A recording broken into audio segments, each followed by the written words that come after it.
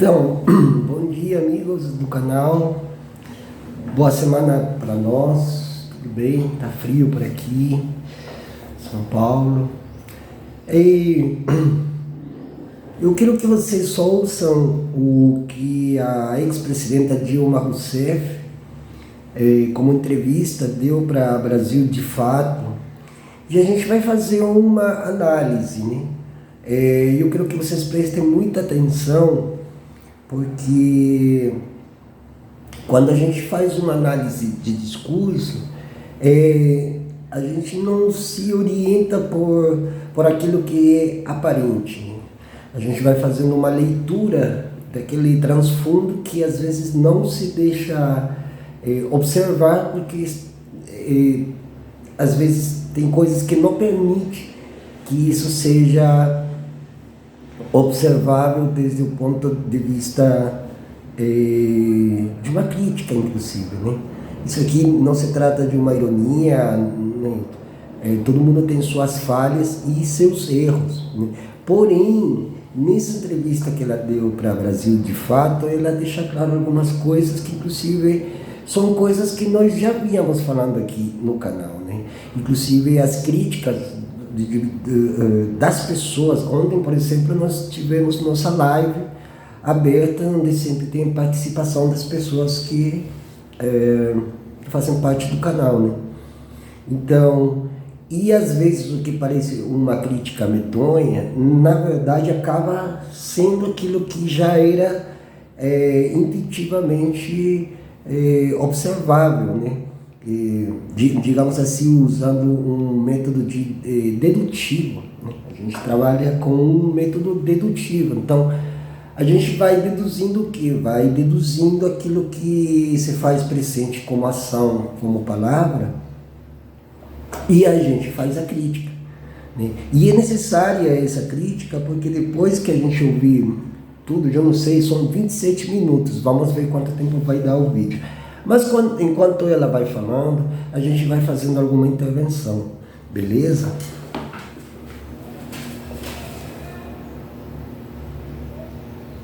A iniciativa Y Rota é um programa da China, né? Um programa chinês. O que eu acho é que ele é um bom programa de cooperação internacional. Por quê? Primeiro, porque ele é o único existente, né? Você não tem um outro programa dentro que tenha um escopo tão amplo, nem tão pouco que tenha gastado $1 trilhão ao longo de 10 anos, nos últimos 10 anos. E porque ele abrange, eu acho que não só igual as pessoas pensam, não... Vamos contextualizar aqui a fala dela, que está dentro de da esfera comercial, né? Dentro da esfera comercial, que ela é econômica, e ela está fazendo a relação sobre a necessidade de a China ter um relacionamento cada vez mais estreito com o Brasil, e que isso vai fazer com que melhore as condições de vida dos brasileiros, supostamente. Entretanto, não se cita, né, coisas essenciais da vida humana, porque atrás de um consumidor existe um ser humano. Nós já falamos isso aqui várias vezes, né? Eleitor é apenas um número, e assim por diante. Então, por isso que vocês quero que prestem muita atenção nisso aqui, né? Aliás, eu gostaria muito de que as pessoas pudessem pensar junto comigo algumas situações práticas que sejam exemplo daquilo que é contrário ao que o discurso oficial impõe para as maiorias, né? E eu quero que vocês prestem muita atenção, porque está dentro desse contexto, né? De um lado, né, o comércio internacional, cooperação internacional, exportação, China, commodities, sistema financeiro, bancos, o Estado, e circula o discurso nesses contextos de abstração, né? Vamos seguir aqui. Não abrange só infraestrutura, né? Rodovias, portos, aeroportos, infraestrutura digital, estruturas de sociais, inclusive, né, tanto de segurança quanto de saúde e educação. E até esgoto e água potável. Mas, atualmente, vocês devem ter visto na terceira reunião do Belt and Road, nós vimos uma coisa importante para o Brasil e acho que para os países do sul global. A proposta, né, de fazer uma parceria em industrialização, né, com parques industriais e também transferência de tecnologia. Acho que essa é eu acho que é a grande oportunidade na cooperação internacional e essa transferência de tecnologias. Na verdade, é uma transferência do capital tecnológico para as superpotências, principalmente como a China, né, e fazer prevalecer o que? A China, né, dentro desse modelo de comércio bilateral, como a parceira mais, digamos, mais estreita, mais vitalícia, né? O que eram os Estados Unidos até umas décadas atrás, hoje é a China, né? E aqui também eu quero que vocês não esqueçam que a ex-presidenta Dilma Rousseff, ela é presidenta dos BRICS, e os BRICS é uma outra forma de superar o capitalismo no modo americano e entrar no sistema do capitalismo do Xi Jinping, que é um sistema capitalista. Continua sendo capitalismo. Por quê? Porque ele é extrativista, porque ele precisa de modos de produção, precisa de manter a divisão internacional do trabalho, precisa de toda uma mão de obra. Então, atrás disso tem a questão do trabalho e a gente vai com... Mas essa transferência toda do capital, que antes ia para os Estados Unidos ou para a União Europeia, agora vai para a Ásia e principalmente para a China. Daí que o principal exportador de soja na China seja o Brasil.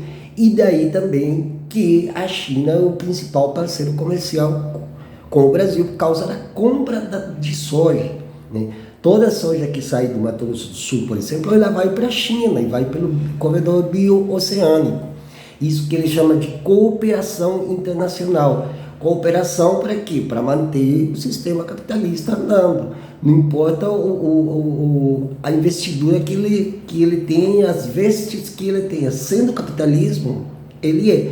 O Xi Jinping, o primeiro-ministro Xi Jinping, já é chamado do Obama chinesa, porque ele aplica modelos econômicos no estilo de Obama. E Obama, já todo mundo sabe, que não foi aquela coisa toda que todo mundo esperava até por uma razão identitária. Também não foi, ou seja, pode colocar um branco, um preto, um azul, um laranja, um lilás, que entrar ali vai ter que seguir, né, o script que o Estado manda. E nós vamos continuar aqui, eu só quis fazer essa questão dos parques industriais. Se você for ver ao longo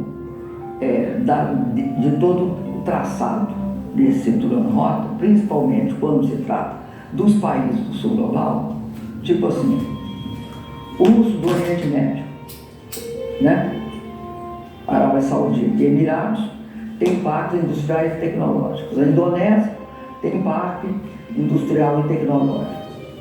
Essa que eu acho a proposta fundamental para o Brasil. Então, tem esse aspecto. Segundo aspecto, o cinturão de rota, ele não exige exclusividade. Você pode fazer parceria com... Então, exatamente. O que eles... Terceira característica que eu julgo importante. O que eles discutem aqui? Aqui eles discutem a superação da tecnologia industrializada, ou a industrialização da tecnologia, em alguns países, como Malásia, por exemplo, são países tecnologizados, industrializados, tecnologizados. Mesmo a Índia é um país que tem suas próprias tecnologias. Aliás, a Índia tem o próprio YouTube deles, tem o próprio Facebook deles, a China também tem, né? E nós não, nós dependemos praticamente de toda a tecnologia que nos jogam, e que sempre aqui chega quando já passou de moda na própria Europa, a tecnologia chega aqui e já chega obsoleta.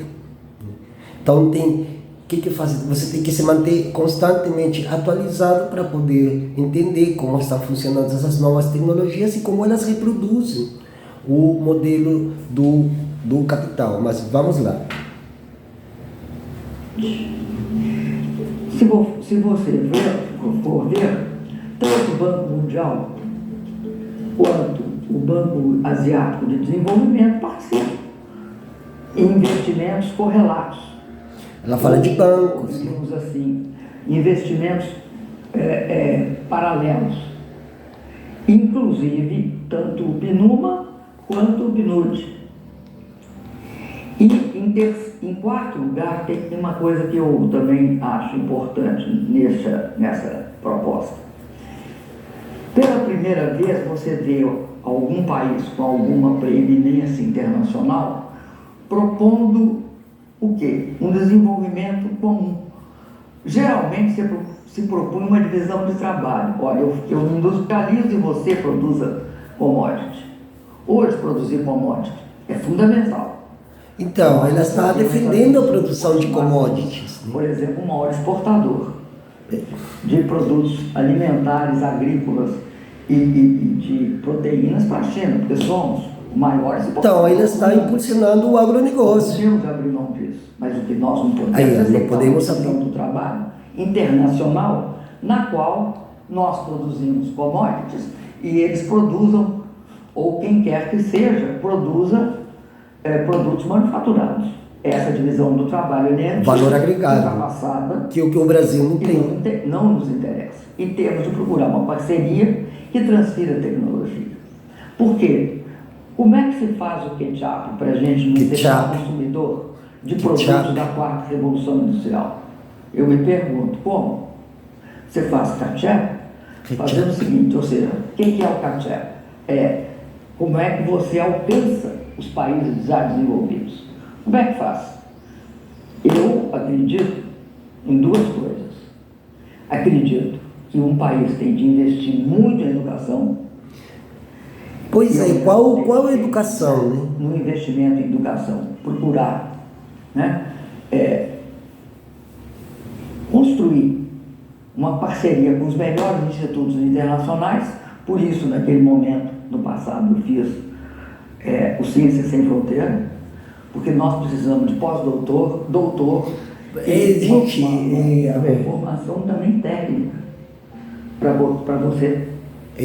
Ela fala de doutorados, né? Não existe pós-doutor, né? Isso aí não sou só eu que falo, qualquer um que faz uma pequena pesquisa no Google e pesquisar o que é um pós-doutorado, não é ninguém, porque o pós-doutor, não existe, até a própria palavra pós-doutor seria posterior a seu doutorado. E as pessoas, quando se apresentam, quando apresentam seus currículos, elas falam, eu tenho doutorado.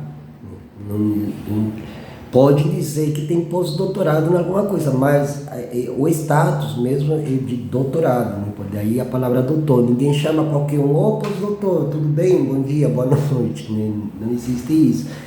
Infelizmente, todo mundo tem, né, seus cacoetes e tal, né?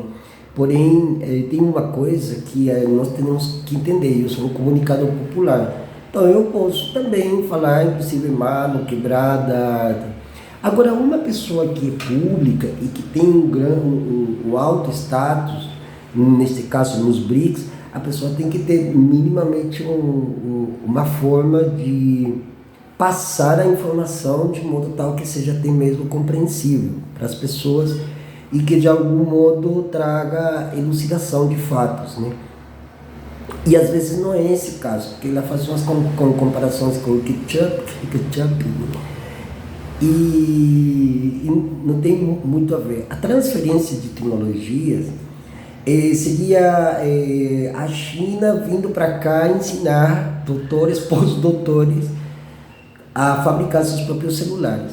E não é o caso do Brasil, praticamente de nenhum país aqui da América do Sul. Todos os países da América do Sul, todos eles sem distinção, eles continuam mantendo o mesmo sistema extrativista colonial. Na Colômbia, no Chile, no México e até mesmo dentro dos próprios Estados Unidos e países como o Canadá, né? Então, por exemplo, também lá se discute a extração de minerais em algumas regiões altas do Canadá. Então, nós vemos que mesmo alguns países são mais privilegiados, exatamente porque eles não fazem um extrativismo tão voraz como fazem ou faria num país como o Equador, que já é conhecido por todos. Então, se há uma transferência de riquezas, e outra coisa que eu quero falar também para vocês, exportação é uma palavra floreada para não falar de mercantilismo, que era o saque das riquezas dos países colonizados em direção às grandes metrópoles. Isso, inclusive, tem um livro de Adam Smith, Natureza e Causa da Riqueza das Nações, que ele aí é o primeiro a imprimir, né, o status de ação contínua, desde, inclusive, na época do surgimento do Estado-nação, desde os Estados-nações, né? Então, Adam Smith, que era um economista escocês, ele já começa a pensar como que o sistema econômico deveria andar. E na época dele, qual que era a exportação? Era a exportação de escravos, era a exportação ainda de ouro, do prata da Bolívia, via Bacia do Prata até o porto de Buenos Aires, né? O algodão, inclusive em regiões extremas como na Patagônia. Então, isso aí. E hoje é a soja. Só que a diferença é que a soja tomou uma proporção tal que ela, hoje, quem manda no Brasil é a soja. Não existe uma figura, nem como o presidente Lula, nem mesmo como o presidente do Instituto Pensar Agropecuário. Então essas são coisas que a gente precisa entender para, quando a gente escuta um discurso como esse, a gente ter a capacidade de elucidar o que está atrás daquilo que ela fala, nesse caso, nessa entrevista que ela deu para Brasil de Fato. E aí tem muito, gente, são 27 minutos, né? Mas vamos ver paciência aí. Ou ser receptador também de tecnologia. Isso é importante. Então, um país você tem de conseguir transferência de outros países. Tirando, se você considerar só, se eu não me engano, a Inglaterra, quando fez a Revolução Industrial, não copiou de ninguém. Os Estados Unidos e a Alemanha copiaram da Inglaterra. O Japão copiou dos Estados Unidos. A Coreia, a mesma do Japão e dos Estados Unidos. A China dos tigres asiáticos e do Ocidente. Cada um vai copiando. O processo de transferência de tecnologia e de você conseguir chegar na quarta revolução industrial é crucial para o Brasil. O Brasil não pode ser consumidor só de plataforma. Nós não temos de ser consumidor só de plataforma. São consumidores de que? Plataforma como o equivalente ao Didi, que é o Uber. Nós vamos ter de ser capazes de usar todos os fatores na revolução, da quarta revolução industrial. A quarta revolução industrial. É mais barato? Qual é a quarta revolução industrial? É a revolução tecnológica que serve às indústrias. E a revolução tecnológica é a robotização do trabalho. Portanto, as pessoas são dispensadas, o ser humano é dispensado. Está vendo o que se oculta aqui atrás desse discurso dela? É isso, né? Ela não está falando do ser humano comum. Ela está falando de um tipo de ser humano que está dentro dessa ambiência que eu apresentei ao início desse vídeo, né? Sobre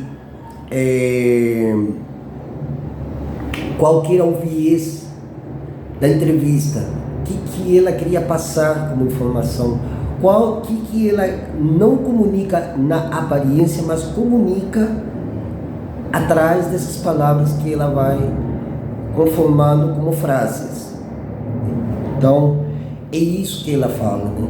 E aí está a transferência de tecnologia, claro, porque quanto mais se robotiza o trabalho, maior é a necessidade de alguns programáticos, né, que trabalham com informática, com comunicação, com metadados, para trabalhar na produção de alimentos, que neste caso não são os alimentos, a produção da soja, ela mesma acaba entregando a questão, né? E aqui é muita atenção, porque quando a gente já fala da soja, a gente está falando de conflitos agrários, conflitos fundiários, grilagem de terras, ataques e violência contra os povos indígenas, os ribeirinhos, destruição ambiental, poluição, baixo nível de contratação de empregados, porque como é robotizado, só precisa de pessoas que tenham educação, que é a educação que ela defende. Mas educação para quê? Bom, agora precisa de mais engenheiros que conheçam robótica, que conheçam todo o mundo digital, que conheçam né? E exatamente para quê? Porque essas pessoas são as que vão servir à continuidade do capital, do capitalismo, por uma outra via que parece ser um pouco algo assim como se fosse um capitalismo comunitário. Qual que vai ser o capitalismo comunitário? Chefiado pela China, com uma proporção de países que desejam se independizar do capitalismo americano e entrem nesse tal de capitalismo que ele é um capitalismo de socialismo. O socialismo é capitalista também, lógico, porque quando fala de produção, ela esquece, como já esqueceram, que existem seres humanos atrás, que são os operários, ou os camponeses do final do século XIX, XX, e anterior inclusive a própria Revolução Russa, né? Agora, e a Revolução Chinesa também, óbvio. Agora, a questão é que para poder construir todo esse material, eles precisam de commodities. E aí também se esquece que os commodities não é apenas a soja, é o ferro, é o alumínio, é o metal, é não sei o que, é potássio, extração de não sei o que, usina nuclear, termoelétrica, usina hidroelétrica. Ou seja, é todo esse mundo que faz parte dessa esfera, que são os que vão ganhar, e vão ganhar o que pode vir ganhar o capital tecnológico, mas que vão servir apenas aos interesses da China e que vai ser distribuído supostamente para os países do BRICS. Até lá a gente não sabe o que vai acontecer, né? No entanto, eu aviso para vocês que a China não é uma economia comunista, ele não é um partido comunista que diga aquele comunismo clássico que nós conhecemos, né? Nem mesmo o socialismo, é um liberalismo à chinesa, né? Então, e eles precisam manter um padrão de vida na China que vai ter que sugar de todos os países do mundo que tiver de matérias-primas, commodity, mercadorias, né, que quase tudo, né, são correlativas essas palavras, esses conceitos que estão se utilizando, né? Então, mas para seguir esse modelo, né? E já no final eu vou explicar por que isso também é impossível. Não é mais barato, igual muitas vezes a imprensa diz, a imprensa internacional diz, porque eles pela overcapacity, pela sobrecapacidade. Essa seria mais barato, porque onde é que tem mais robô no chão de fábrica? Em que país do mundo? É por isso, porque a produtividade do trabalho é maior. Você coloca uma opção de robô em todas as atividades e você vai obter um certo nível de produtividade do trabalho que você vai ter um carro melhor, mais barato, e vai introduzir tecnologia embarcada no carro que você não vê em outros carros. Isso eu quero para o Brasil. Eu acredito que o Brasil fará uma parceria com a China, uma parceria estratégica de alta qualidade. Como é que ela vai se chamar? Cada país vai ter seu programa, né? Nós vamos ter o PAC e os outros programas de Olha, parceria com a China, o Brasil já tem a parceria com a China faz tempo. A soja, eu acabei de comentar, a soja, né? E isso da tecnologia, o que eu acabei de falar um pouco antes, né? Agora, parceria com a China, de ter o Brasil. O Brasil já tem o primeiro parceiro comercial da China. Quase 75% da exportação de soja vai para a China. Vai via os portos de Santos, portos esqueci o nome lá do Recife, tem um porto lá em Navegantes, Santa Catarina, o porto de São Francisco, né? Vai por Paranaguá, vai pelo porto do Rio de Janeiro e vai também pelo Paraguai, Argentina, Chile, para sair lá em Iquique, no norte do Chile, lá, passando no meio lá do deserto lá. Então, e por onde passa essa rota bioceânica, há uma série de disfunções sociais enormes, como por exemplo grilagem de terra, porque abriram a estrada, transformaram as estradas que já estavam, como no caso da Argentina, em estradas comerciais, né? E começou a chegar uma leva de pessoas de todos os lugares possíveis, Paraguai, Bolívia, até do Chile, Brasil, para servir de mão de obra às construções que se estão fazendo lá, que não é muito diferente aqui. E quais são essas construções? Usinas hidrelétricas, termoelétricas e tal, que precisam para poder dar seguimento a esse extrativismo floreado chamado de exportação. E de desenvolvimento científico e tecnológico, educacional, científico e tecnológico. Eles têm um processo de cooperação. E eu acho que o Brasil tem de aproveitar todas as suas as oportunidades que se lhe aparecem. O banco tem uma característica que eu acho muito importante, né? Ele é um banco dos países emergentes grandes do sul global, feito por esses países, para esse país. Então, ele é um banco que tem por objetivo essa questão fundamental. Primeiro, desenvolvimento de infraestrutura em todas as áreas. Um foco muito grande na questão da sustentabilidade, ou seja, do combate aos efeitos da mudança do clima e das ações efetivas para reduzir, para ajudar na redução da temperatura, né, aos parâmetros definidos pela ONU. Pessoal, eu estou aqui fazendo análise, estou lavando umas louças aqui em casa, estou fazendo algumas coisas, mas estou deixando para vocês ouvirem, né? É uma contradição, é um oxímoro dizer, sim, porque nós queremos parceria com a China, porque temos que aproveitar a oportunidade, porque as coisas vão mudar, vão ficar no mundo mais lindo, mais justo, mais igualitário, mas nós vamos manter a tecnologia, Então, os bancos, nem está falando dos bancos, às vezes nem fala quais bancos, né? Os bancos que até hoje, como Itaú, Banco de Santander, o próprio Banco do Brasil e outros bancos internacionais bancam a mineração no Brasil. Isso não sou eu apenas, que tem relatórios aí que vocês podem pesquisar pela internet. Aí tudo isso em nome do desenvolvimento continua com a mesma lógica retórica que eu expliquei um pouco atrás. A lógica desse discurso dele é justamente manter a retórica anterior ao governo anterior, inclusive, manter a retórica do liberalismo, né?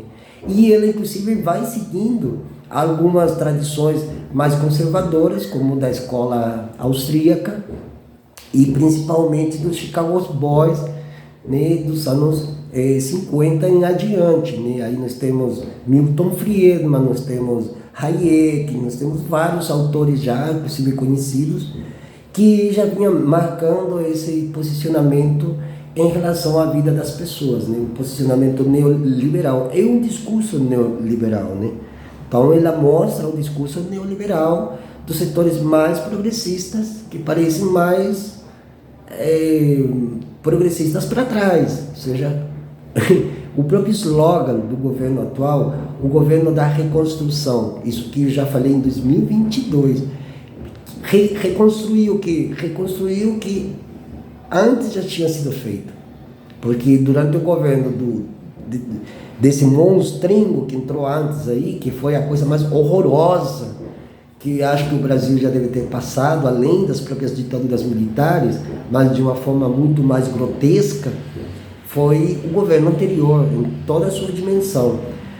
Porém, a crítica sempre é válida para os setores progressistas, porque eles não estão querendo romper sequer com os velhos paradigmas do passado que fizeram com que chegássemos a esse ponto de ter um governo grotesco, horroroso, né? Asqueroso, em todos os sentidos, em todas as dimensões, né? Mas eles ao mesmo tempo estão reconstruindo de onde vem a lógica retórica do governo dos militares. Ela mesmo que combatia os militares, foi ela que deu, inclusive, na década de 2010, né, até antes do impeachment dela, estava dando continuidade, né? Como, por exemplo, a própria lógica da Transamazônica. E aí a gente tem que ter essa lógica abrangente, pensar não apenas na lógica de um discurso, sino o que abrange tudo isso. E, por exemplo, estamos falando de máquinas, de aberturas de estradas, desmatamento, derrubar florestas para abrir mais estradas, para fazer mais usinas, para fazer mais pecuária, para fazer mais e mais e mais e mais e mais e mais, ainda achando que a natureza é ad infinito. E aí é que está. Aí ela vem e fala sobre sustentabilidade. Impossível, porque o que a China precisa de consumir é muito maior do que os Estados Unidos consumiu até agora. Se a China chegar num patamar maior de consumo aqui nos Estados Unidos, vai precisar não de mais 7 planetas, vai precisar de 14 planetas, porque a China é muita gente e é muita exigência. E da onde que vai sair tudo isso para poder manter o nível padrão na China? Vai sair daqui do Brasil e dos países da América do Sul, principalmente, né, que disputa com os Estados Unidos o arco, né, do saque das riquezas, né? Então, qual é o arco? O arco é justamente por onde vai acontecer várias construções que vão servir para escoar todas as riquezas dos solos das nações, das nossas pobres nações, mantendo-a no mesmo patamar colonial, com verniz diferenciado, mas extrativismo predatório ao fim e ao cabo, e mais vai ser difícil poder conter, inclusive, o ódio social quando a maioria das pessoas descobrirem que esse modelo não surte efeito, não vai surtir efeito, porque ele é feito de programas, como ela mesma diz. E lembrando mais uma vez, o autor Daniel Quinn, ele já diz no livro Além da Civilização, que se aquele programa não deu certo há 10 anos atrás, 8 anos atrás, 5 anos atrás, o ano passado, esse ano, com certeza amanhã também não vai dar certo, o ano que vem não vai dar certo. Então eles vêm sempre olhando para trás, e entramos na lógica da filosofia de Walter Benjamin, quando ele faz uma espécie de um resumo geral do que é a história da humanidade. A história é uma mulher que caminha à frente, mas sempre olhando para trás. Esse é o governo da reconstrução. E por todos os países que participaram do Acordo de Paris, que é energia, nós investimos em energia renovável. Eólica, solar, investimos em hidrelétrica, investimos em rede de transmissão, investimos, por exemplo, numa coisa que eu acho muito importante. O banco está começando a desenvolver esse projeto que é muito importante, na questão do lixo. Não sei se vocês lembram, no Brasil, né, nós temos uma lei, uma legislação que diz que não pode nem enterrar, nem queimar. Muitas vezes se pensou em fazer energia a partir do lixo. O problema é que ela é a partir da biomassa, né? Ela é cara. Então, aqui eles têm um projeto que eu acho muito importante para a gente trabalhar, e inclusive o banco está trabalhando nisso, que é o projeto do biodigestor de alta capacidade. O que ele faz? Só o lixo orgânico. Ele transforma lixo orgânico, através da biodigestão, em fertilizante orgânico, o que é muito importante. Enfim, nós trabalhamos nessa área e agora estamos também muito interessados na questão de ajudar os países que são participantes do remanejamento de lixo. Remanejamento de lixo. Não sei se alguém lembra uma série que passava pelo HBO, a Família Soprano. Pois bem, Família Soprano, de uma família italiana, típico também da Itália, que muitos que estão dentro de algumas máfias digam que eles trabalham com remanejamento de lixo, né? E não é a primeira vez, né? Porque o lixo não é o que as pessoas pensam, também é parte do capitalismo. O lixo gera capital. Então, o Japão, por exemplo, é um país que trabalha assim com biomassa para reciclagem de lixo. Eles reciclam tudo, até o cocô humano eles reciclam. Mas não para fazer fertilizantes, para gerar a economia do país e as próprias usinas que eles mantêm. Então, é uma diferença enorme com o Brasil, onde aqui os dejeitos são jogados ao ar livre, né, em muitos desses vazões que tem por aí, nas grandes cidades principalmente, né? E é muito pouco o que se recicla. E o que recicla, quem é que recicla? As coisas se reciclam sozinho? Não, pessoal, se recicla, tem pessoas que reciclam lá, latinha nas ruas, papelão, ferro, metal, bronze, baterias velhas, etc., que são produtos que são utilizados, inclusive tudo que é telha velha, essas coisas assim, de material como zinco, ferro, ele vai se transformando depois em líquidos que vão produzir outros materiais de ferro, ou até mesmo de alumínio, ou até mesmo de vidro, né? Então, os produtos, eles sim. Mas no Brasil ainda nem a pessoa que faz reciclagem ele tem um valor como cidadão, como ser humano. São poucos que têm, inclusive, que conseguem se associar e tal, mas ainda eles não têm um status de grande importância para essa grande indústria que a ex-presidenta Dilma aqui estava falando, que precisa para produzir, né, para processar matéria-prima e levar para a China.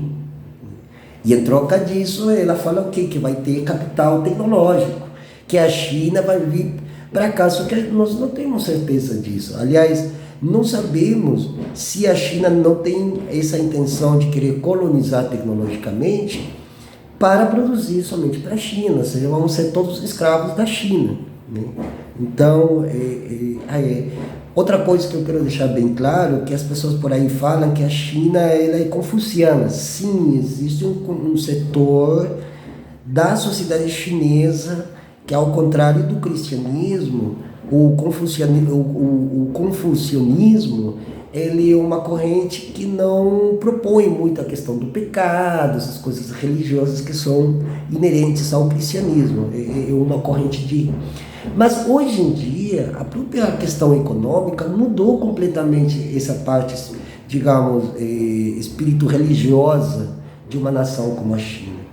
Hoje a China se dedica quase que inteiramente só a produzir, né? O campo chinês, que ainda é pobre, se dedica a produzir para o seu senhor, né? Então, como se alimentam, por exemplo, o primeiro-ministro e toda então, de onde que vem essa comida? Vem do campesinato chinês, que existe nos cantones, né? Tem o cantão, né? Então, por isso tem o cantonês, né? Que é a língua do chinês popular, né? O mandarim é a língua que eles criaram justamente para ter uma comunicação com o mundo de fora, né? É uma linguagem expressamente para alternar com o mercado financeiro mundial. O cantonês, né? E existem muitas outras línguas dentro da própria China, inclusive até tem regiões que se fala português, né? Então, ela é pluricultural, ela é plurinacional, ela é pluriétnica, ela é pluritudo, né? São milhões, bilhões de chineses, né? Então, são muitas as culturas, muitas regiões, né?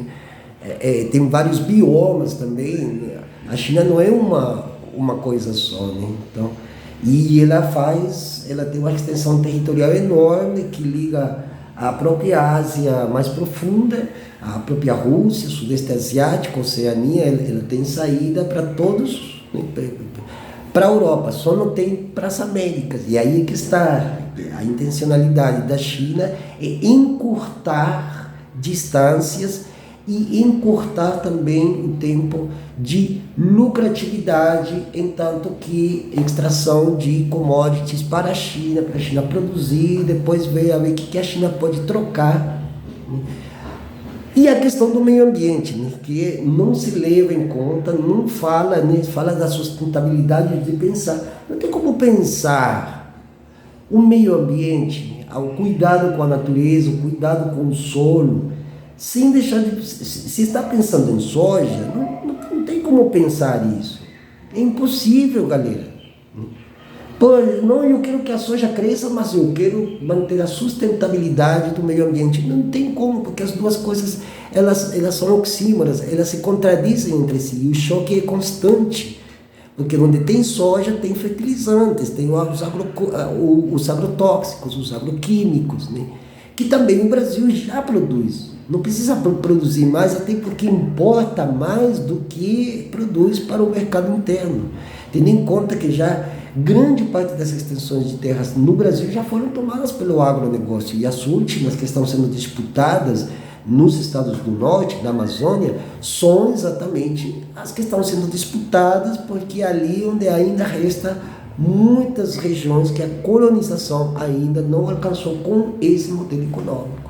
Está vendo como a gente consegue fazer a leitura do NTB na questão da industrialização e da busca de melhor tecnologia, né? Daí por isso que estamos buscando também muitas questões na área da saúde, por exemplo, hospital inteligente. Nós estamos construindo esse banco tem de se expandir, né? Entrou a Argélia. Engraçado, porque quando ele está falando de saúde, cortam e ele começa a falar de banco. Eu te digo o seguinte, ele saiu da infância, ele está chegando ali à adolescência. Porque a nossa experiência, nós não exigimos, nós não criamos nenhum critério para estar para país nenhum. Nós não falamos, olha, você tem de privatizar seu setor para você ter acesso a um financiamento falando de $1 privatização. bilhão. Isso não existe, que é a chamada condicionalidade. Então, eu tenho uma expectativa que o banco continue crescendo. Nós estamos andando e temos de andar com um passo de cada vez. Ninguém vai querer achar que esse banco, de repente, vira um. Que banco é esse? Qual banco? Penso o banco que tem o mesmo estatuto dos outros bancos multilaterais, que tem alguns 54 anos. Né? Eu acredito muito que é um banco que está em permanente crescimento. Nós começamos 5, né? Brasil, Rússia, China, Índia e África do Sul. Agora nós temos Emirados, Bangladesh e Egito. E Argélia, dá 9. E o banco tem muitos países que já, né, pleitearam a entrada, e é um processo. É um processo lento, cauteloso, porque a gente tem de providenciar as condições para que esses países estejam presentes. Mas eu acho que duas coisas caracterizarão o banco nos próximos anos. Não, três. O banco será cada vez mais um banco preocupado com infraestrutura, com desenvolvimento sustentável e, portanto, tem compromisso com o Não existe desenvolvimento sustentável. E preocupado com industrialização e transferência de tecnologia. Não existe isso. Um banco, isso é o primeiro. Segundo, um banco que se expande nos países do sul global. Um critério, calma, tranquilidade, mas se expande. Expansionismo. Que vai procurar cada vez mais financiar o setor privado com moeda local. Para garantir... Vai financiar o setor privado. Porque nós temos um planejamento de 2022 a 2026. Nós temos de ter 30%, por causa desse planejamento, que é anterior à minha presença no banco, nós temos de ter 30% do nosso... Ela já está falando como banqueira, já, né? Vale 30% do nosso investimento em moeda local. Então, eu te diria que são esses três elementos. Então, esses três elementos são os elementos que vão levar o Brasil a mesmo... Eu admiro algumas características da governança. Uma delas, por exemplo, a China parte do pressuposto que nós somos humanos e vamos errar. Então, num projeto é feito sem partir dessa premissa. Então, há muitos pilotos. O que fazem em termos da governança? Eles fazem pilotos e testam, na suposição que a probabilidade é que vamos errar. É característica intrínseca nossa. Aí, no Brasil, muitas vezes, inclusive vocês da imprensa, partem do princípio que tudo vai ser certo. Não existe essa hipótese. Vai dar tudo Então, certo, o que tá? acontece quando você parte do princípio que a probabilidade maior é ter erro? É que você pode desenvolver pilotos, que você pode ter essa capacidade flexível de tentar e aprender tentando. Estão vendo como o discurso neoliberal está muito presente nela? Né? Tentar e se errar, não, tá tudo certo, porque vai dar tudo certo. Não, galera, vai dar tudo certo, tá? Ah, mas pode vir. Não vai vir erro não, mano. Vai dar tudo certo, sacou? Porque a gente tenta e vai de novo e sempre na mesma tecla, sempre apertando na mesma tecla e sempre não errando. Galera, o sistema econômico não está para errar, assim como o Estado, ou quem ocupa o Estado, não está aí para errar. Eu já vi, inclusive, já fiz várias vezes críticas em vários vídeos que eu fiz aqui, quando as pessoas falam, os erros do Estado. Não existe, o Estado não está para errar. Porque já as decisões já foram tomadas antes mesmo de que a pessoa for tomar posse da chefia do Executivo, a presidência da República.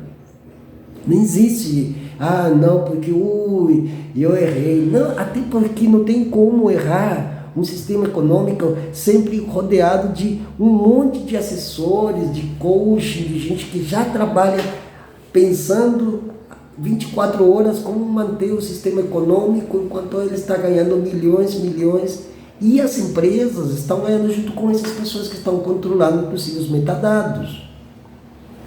Não existe aquela coisa de que, então tem que ter tem que ter um raciocínio lógico sobre as coisas que se dizem, porque não se parte do princípio que não estamos improvisando para fazer, não. Dentro da economia e da economia política não há improvisação, não há espaço, porque o capitalismo não está para perder. Às vezes até, inclusive, quando eu escuto a crise do capitalismo, não, o capitalismo financeiro está ganhando trilhões. Enquanto eu estou conversando aqui e subindo, inclusive, para uma dessas plataformas que nos oferecem, que também parte desse modelo financeiro, esse universo digital é parte integrante também do sistema financeiro internacional. Então, tem gente ganhando horrores, né? E tudo mediante o quê? Mediante um outro status de pessoas, os tecnócratas, que são os alimentadores desse modelo. Então, isso você deve ter muito claro aqui. Espero que nessa aula aqui, que isso aqui é uma espécie de aula que até a gente está tendo, de ouvir, é bem importante falar dentro do âmbito econômico e político o que vai ser realizado, e dizendo que talvez a gente pode errar, não, porque aqui nós temos, vai dar tudo certo, então que não há possibilidades de erros. Não tem erro, já está cozinhado. Ela mesma, durante o discurso dela, na entrevista que fizeram dela, no Brasil de Fato, inclusive o link vai ficar aqui na descrição do vídeo, vocês podem ver, vocês podem notar que já está tudo cozinhado. Já se sabe o que vai acontecer. Ela apenas está aí falando porque ela é uma espécie de uma porta-voz, ela é presidenta dos BRICS, e com todos aqueles cacoetes e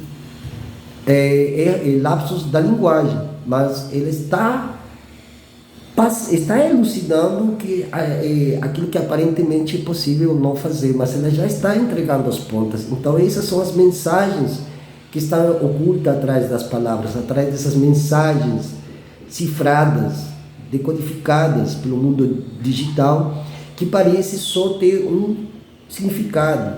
Só que no mundo digital é aparente, a modernidade líquida embalma.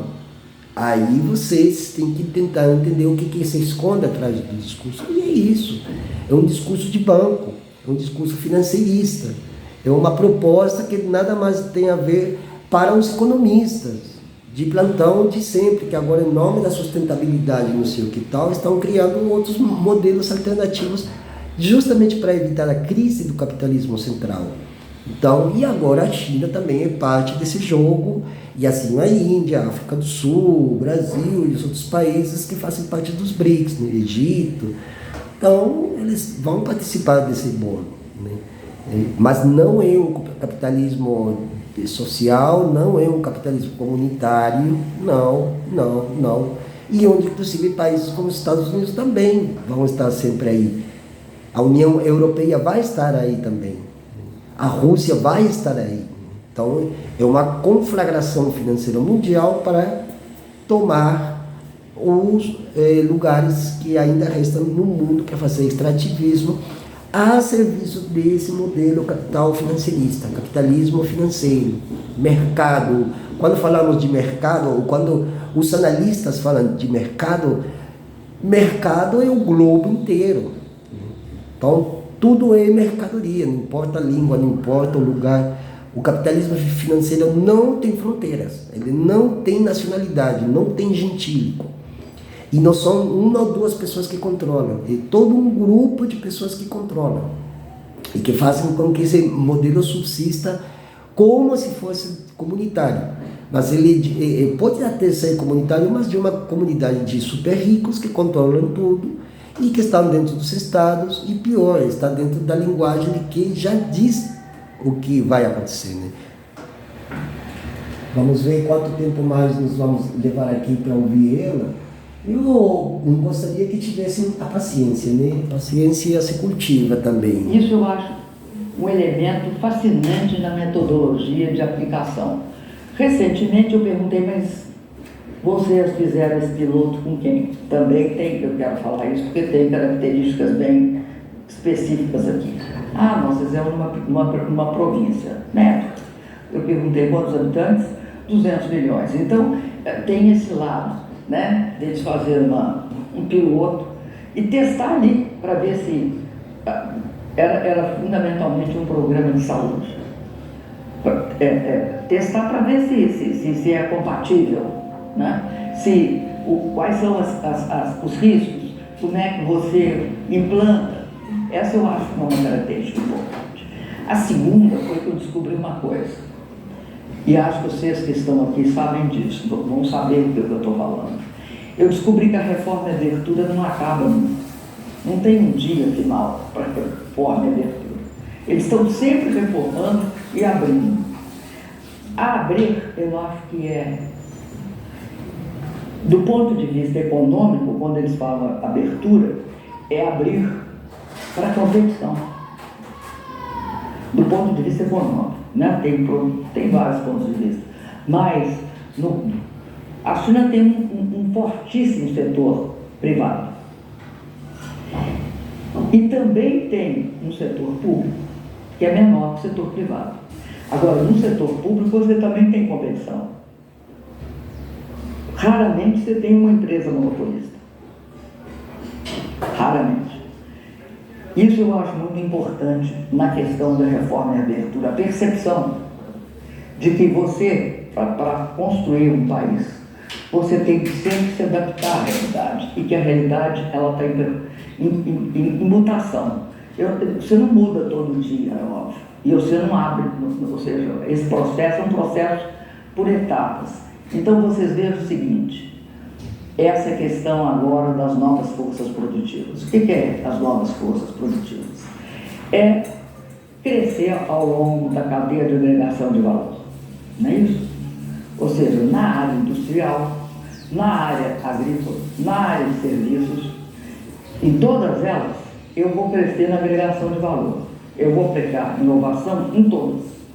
Então, as novas forças produtivas são o quê? É ciência e tecnologia em toda a cadeia. Isso significa que você vai ter um nível de produtividade crescente, mesmo que, em alguns momentos, né, a política macroeconômica tenha que ser ajustada, que você passe por algumas dificuldades. Esse processo é um processo de longo prazo. Sempre tem essa previsão. Você não trabalha no curtíssimo prazo aqui. Não se trabalha no curtíssimo prazo. Não se pensa no voo de galinha como o padrão de crescimento. Você pensa no padrão de constante modificação e de constante alteração do processo. Cada vez que são ultrapassadas, que tem uma contradição entre Estado e empresa privada, Estado e mercado, ela é completamente ultrapassada. E ela é ultrapassada pelo seguinte: o Estado, em qualquer país do mundo, ele tem uma grande capacidade de favorecer as suas empresas e garantir que o seu mercado seja mais competitivo. Aí o Estado, ela denuncia que o Estado está justamente para gerir as empresas. O Estado está gerindo as empresas. O Estado virou um grande balcão de negócios. Como forma uma empresa? Forma empresa, uma palavra só. E as pessoas também seguindo. É um discurso neoliberal. É um discurso dos Chicago Boys, dos anos 50, 60, 70. Milton Friedman, se vocês leem Milton Friedman, é o que ele propõe, é o que ele está propondo. Que você tenha políticas industriais. Hoje, eu acho estranhíssimo. Por exemplo, a Folha ou Globo passava a vida falando que política industrial não queria. Era que quem fizesse política industrial, de fato, estava cometendo um equívoco monumental. Então, vocês me explicam o que faz hoje os Estados Unidos. E o que faz mais, vamos falar de uma coisa bem recente. Vocês leram o relatório do Mário Draghi? Quem é o Mário Draghi? Primeiro-ministro. Quando tiraram o Berlusconi, na época da crise do euro, colocaram o Mário Draghi. Depois o Mário Draghi foi aquele, não sei se é presidente do Banco Central Europeu. E naquela época ele que falou aquela frase célebre: farei tudo você. E fez, né, para resolver o problema do euro. O Mário Draghi fez um relatório de 400 páginas, em que ele faz uma avaliação do que está acontecendo na Europa. Perda de competitividade em relação aos os dois países principais, China e Estados Unidos. Perda em termos industriais, em termos também de tecnológicos. E faz uma proposta. A proposta do Mário Draghi é 800 bilhões de dólares para fazer o catch-up. Voltou ao kit? Isso é mais do que proposta de política industrial. Isso é avaliação clara do senhor Mário Draghi, que se você não tiver algumas medidas, e olha que a Europa tem, eu acho que tem um grande instrumento de fazer isso, que é o nível educacional europeu. Parei ali porque aí também tem algo que está atrás dessa frase dele, que a Europa tem, né, já está, né, se ajoelhando ante a cultura europeia. Aqui eu quero deixar claro que a gente não está querendo inferiorizar quaisquer culturas europeias em termos, inclusive, de cultura e de culturas, porque a Europa são muitos países, né? E não todos os países têm o mesmo patamar de vida. E também tem muita pobreza e muita miséria em cidades como Berlim, Paris, Barcelona, Madrid. Existem muitas favelas também na Europa. Aí o YouTube sempre está mostrando vários canais, que se vocês forem pesquisar favelas nas cidades europeias, vão encontrar que existe uma miséria, né? Mas são dos imigrantes.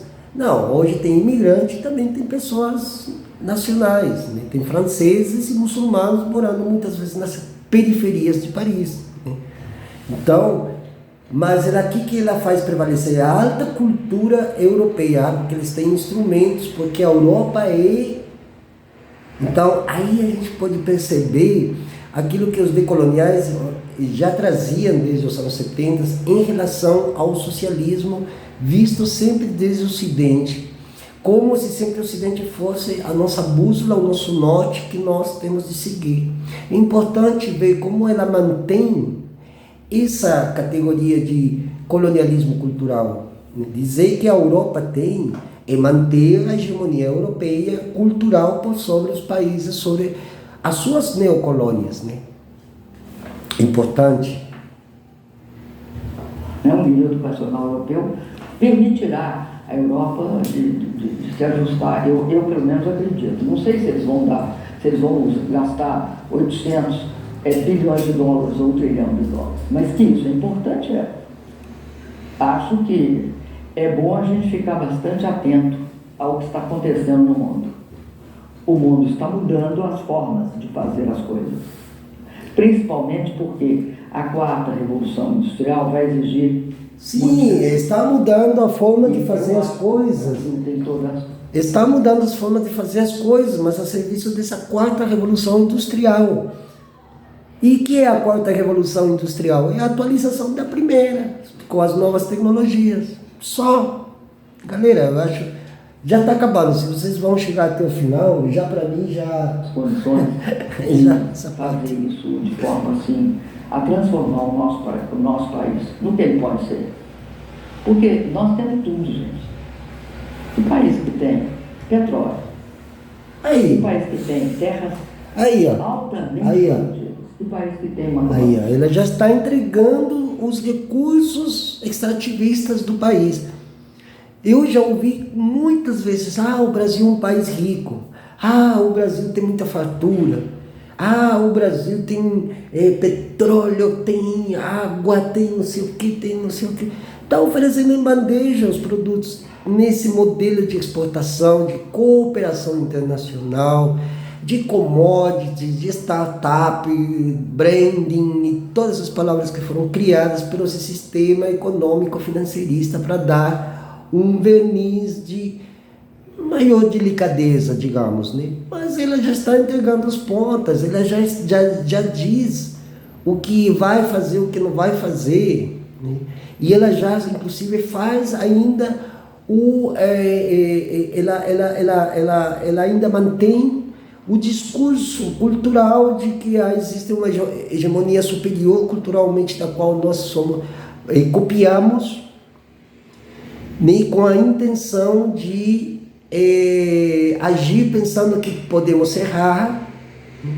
Não existe erro, já está tudo cozinhado, já está tudo preparado, os ingredientes já foram postos, já o cara cozinhou, já cortou a batata, já fritou a carne, já fez o feijão, tudo. Agora vocês têm que comer aquilo que está aí, e se vocês não comerem disso, não posso fazer nada. Cidade de produção de proteína que nós temos. Que país que tem os recursos minerais que nós temos? Que país que tem a indústria que nós temos? A indústria. Dela, né, nós perdemos. Mas existe. Aí ela se corrige e fala assim: não, nós temos menos indústrias. Né? Vamos voltar a produzir jato?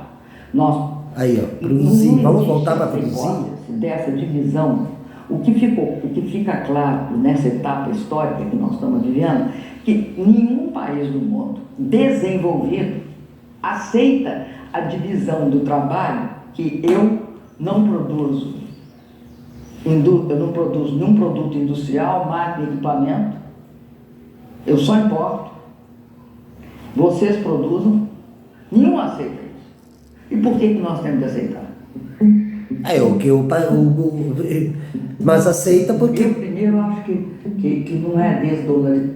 Porque, exatamente, por quê? Porque continuamos sendo colônia. O Chile é colônia, a Argentina é colônia, a Bolívia continua sendo colônia, a Colômbia continua... Até mesmo na Bolívia, tendo um governo indígena, existe uma grande parte do modelo econômico que ainda não foi retirado do modelo político, ele não foi colocado de lado. Você pensa na economia da Bolívia. Qual que é a economia da Bolívia? É o trabalho, é a produção, que tem uma parte, tem muitos povos indígenas, tem uma parte que se faz de forma comunitária, que não está de acordo com as diretrizes do Estado. Mas os grandes, que tem, por exemplo, em Santa Cruz de las Sierras, na Bolívia, são os grandes do agro, da madeira, do petróleo. E eles não querem perder os laços com o mercado internacional, porque justamente eles estão ganhando, através desses commodities, estão ganhando fortunas de dinheiro. E o governo do Luiz Arce olha para um lado porque ele não sabe como enfrentar. E a mesma coisa o governo Lula, e a mesma coisa o governo do México, e a mesma coisa o governo da Colômbia.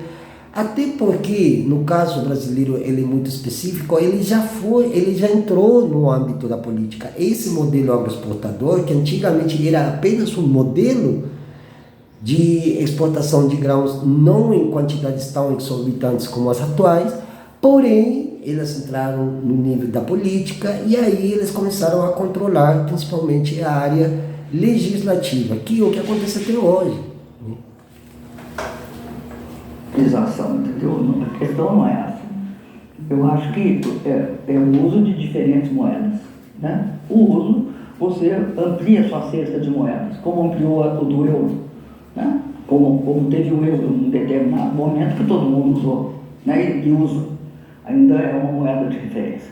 E se você ver hoje, o que está acontecendo? Você está vendo a multiplicação de plataformas em moedas locais. Tem uma plataforma, por exemplo. Não é a multiplicação dos pães e dos peixes. É a multiplicação das plataformas. Entenda-se bem. Não é a multiplicação dos pães e dos peixes. É por isso que não se fala em distribuir as terras para as pessoas que não têm terra e que precisam dele e sabem trabalhar nela. É por isso que não se demarca enlouquecidamente territórios indígenas. É por isso que até mesmo a titulação de terras quilombolas burocraticamente demora, e democraticamente também. E é por isso que não se trata a questão do meio ambiente, do colapso climático de forma séria, porque se está dando prioridade à questão da economia política, e não mais da economia política no modo do século XIX e XX, é o modelo da economia política dentro do mercado financeirista internacional, global, globalizado, porém ocidentalizado, ou seja, ainda mantém as diretrizes, aquelas que inclusive a própria União Europeia impõe. Então, gente, eu não sei... Por exemplo, o MBridge, entra na internet, você vai ver que tem uma plataforma do MBridge em que participa o BIS, o Banco Internacional de Settlements, não de... fugiu, tá vendo? Tá vendo? Tá vendo? Tá vendo? Tem, junto com o BIS, tem a Arábia Saudita, a China, se eu não me engano, Emirados Árabes, a Tailândia e mais 38 países de observadores. Em que consiste, por exemplo? Eu estou dando ele porque é um exemplo mais amplo, né? De vários países diferentes. Consiste no seguinte: bancos centrais emitem uma moeda, Central Bank Digital Currencies, moedas digitais de bancos centrais, e começam a fazer trocas entre si, eliminando os métodos mais, diríamos assim, anteriores de pagamento. Né? Nós estamos na internet, você vai usar outro tipo de plataforma. Isso existe também entre a Índia e outros países, existe em várias, você vê em várias comunidades internacionais. O que é a discussão? É a discussão de forma de pagamento e também a discussão de uso de moedas locais. No caso do NTB, nós temos no nosso planejamento estratégico, está previsto, né, que nós iremos utilizar a moeda local. Por quê? Porque é o seguinte, o banco tem o compromisso de financiar o setor privado. Tem o compromisso de financiar o setor privado. O banco tem o compromisso de financiar o setor privado. Presta muita atenção. Tá vendo? Ele sofre as consequências do encarecimento dos financiamentos internacionais derivados do quê? Dele não controlar nem a taxa de juros, nem a taxa de câmbio.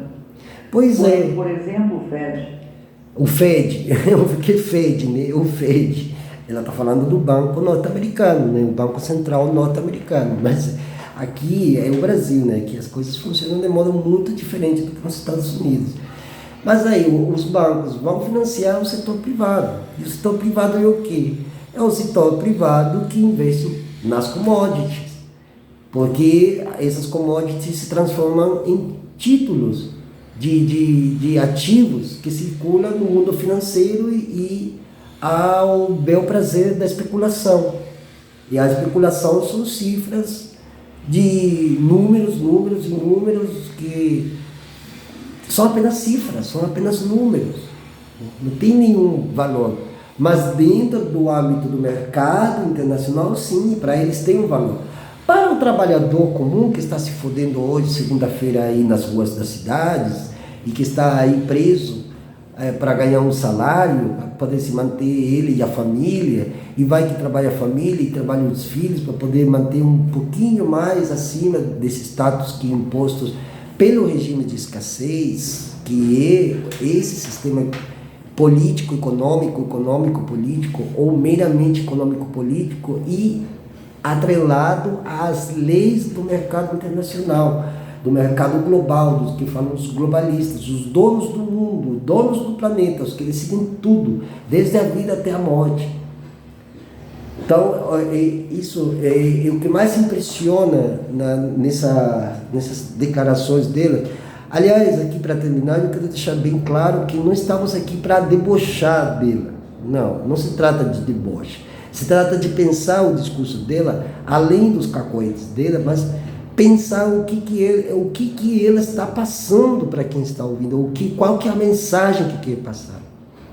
Então, isso aqui, por isso que eu chamo isso aqui de uma aula, que inclusive até a gente está se educando através dos ouvidos, saber ouvir, saber escutar. Assim como a gente também fala da leitura como necessidade, e a necessidade de saber ouvir, de saber principalmente escutar, faz com que as pessoas consigam entender qual que é o discurso central, qual que é a retórica que ele quer passar para as pessoas. Entanto que falando sobre a questão de como o mundo financeiro está passando por uma mudança e na qual todo mundo tem que se adaptar.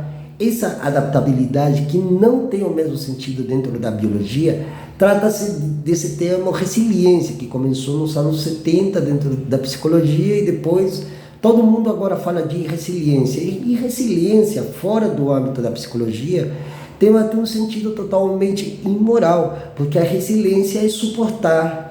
A resiliência é aguentar. Tô fudido, mas eu vou ser resiliente para eu poder manter meu emprego de merda e aguentar o meu patrão de merda e por aí vai. Essa vida medíocre, essa vida de encarar quilômetros de condicionamentos, ônibus lotados, metrôs lotados, trens lotados e por aí vai. E aguentando ainda a fumaça dos incêndios daqueles que justamente são os que estão ganhando também com esses tipos de discursos, né?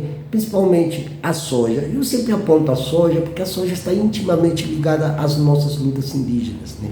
Porque a maior parte dos territórios onde se cultiva soja há comunidades indígenas. Mesmo que não esteja em sobreposição, muitas delas estão muito perto daquilo que se denomina as fronteiras agrícolas, né? E as fronteiras agrícolas estão chegando inclusive nas grandes cidades como São Paulo. O Federal Reserve, Banco Central Americano, o Banco Central Americano, né? Vamos supor, a política aumentando a taxa de juros, quem tomou em dólar, o que acontece com ele? Ele tem uma variação, né, na sua dívida. Então, o que se quer a moeda local? Você quer que a gente quer levantar o dinheiro em moeda local e garantir que aquele financiamento que nós possamos fazer seja moeda local. Então, o fluxo dele de receita e o fluxo de pagamento vão casar. Do jeito que está, não casa. Em inglês, não tem. Sabe, tem um mismatch. Não casa um com o outro. E aí você tem uma dificuldade de emprestar. Hoje usa-se muito swap. Ou nós, por exemplo, fizemos o primeiro levantamento de fundos na África do Sul, com o RAND. E fazemos aqui na China com o Panda Bonds. Vamos querer fazer no Brasil e vamos querer fazer na Índia. No Brasil tem sempre o problema que nós praticamos uma taxa de juros extremamente alta, os padrões internacionais. Mas sempre você consegue construir formas mais criativas. Então, essa questão da moeda local é uma questão que cada vez mais ela vai se tornar um instrumento de financiamento.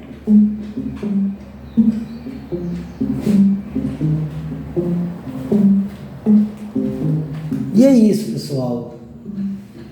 É isso aí, era o que eu queria passar aqui para vocês, quando estava aqui, inclusive, ajeitando um pouquinho a casa. Ouvindo o que ela comentou, vai ficar aqui na descrição do vídeo. E enfim, espero que isso aqui tenha servido para pelo menos levar um exercício de reflexão sobre que os grandes líderes e lideranças mundiais estão decidindo a favor ou não da vida dos seres humanos, né? Nós aqui como canal, mais uma vez eu vou repetir, a gente não está fazendo uma crítica à pessoa da Dilma Rousseff, nem mesmo a seus erros de dicção. que todo mundo, em algum momento todos nós temos também nossos cacoetes, mas quando se trata de assuntos tão sérios, tão delicados, na qual a vida e a morte dos seres humanos estão inclusos nesse pacote, eu acho que ele deveria ter sido muito mais clara e até mesmo mais honesta em dizer que realmente o Brasil está ferrado, porque agora vai ter que servir inteiramente aos interesses da China. Já serve aos interesses dos Estados Unidos, já serve aos interesses de Israel, já serve aos interesses dos Emirados Árabes Unidos, já serve aos interesses da União Europeia e agora deixa o recado de que serve aos interesses da China.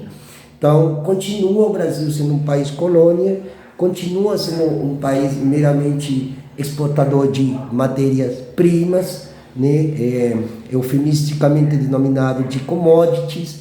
Existe a possibilidade de que seja um país também destinado a uma certa tecnologia, que possa importar tecnologia, mas cujos cérebros vão ser trazidos também de lá de fora, como uma forma de dar continuidade ao que já as fundações, como a Fundação Milênio já faz, de preparar jovens para entrar nesse mundo da tecnologia e servir aos interesses da China.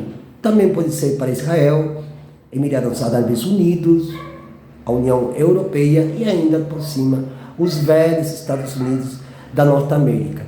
Então, muito além da nossa luta indígena ser apenas uma questão cultural e histórica referente ou localizável no Brasil, a história da colonização nas Américas, mal denominadas, erroneamente chamada de Américas, ela é contínua e parece que a história da colonização ela é ad infinito.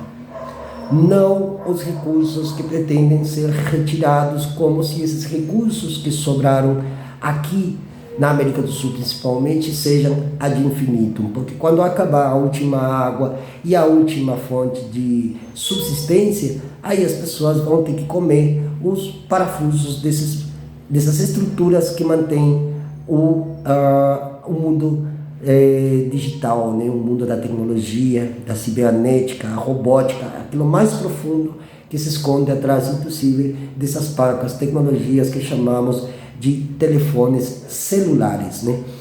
Então, mas as vidas humanas, as vidas que importam, elas não são tratadas ao mesmo nível que são tratadas questões ligadas aos bancos, ao setor privado, aos setores das commodities, porque, no fim, na boca desses grandes líderes mundiais, somente aparece a palavra economia, porque é o único que lhes interessa. Assim, todo o modelo político-institucional que nós vivemos apenas se importa pela economia. E essa economia, ela tem um preço e ela é muito cara, porque atrás dessa economia que se pretende impulsionar há milhares de pessoas, milhares de vidas humanas e outras milhares de vidas não humanas que vão entrar dentro desse jogo que desde já anuncia-se como macabro.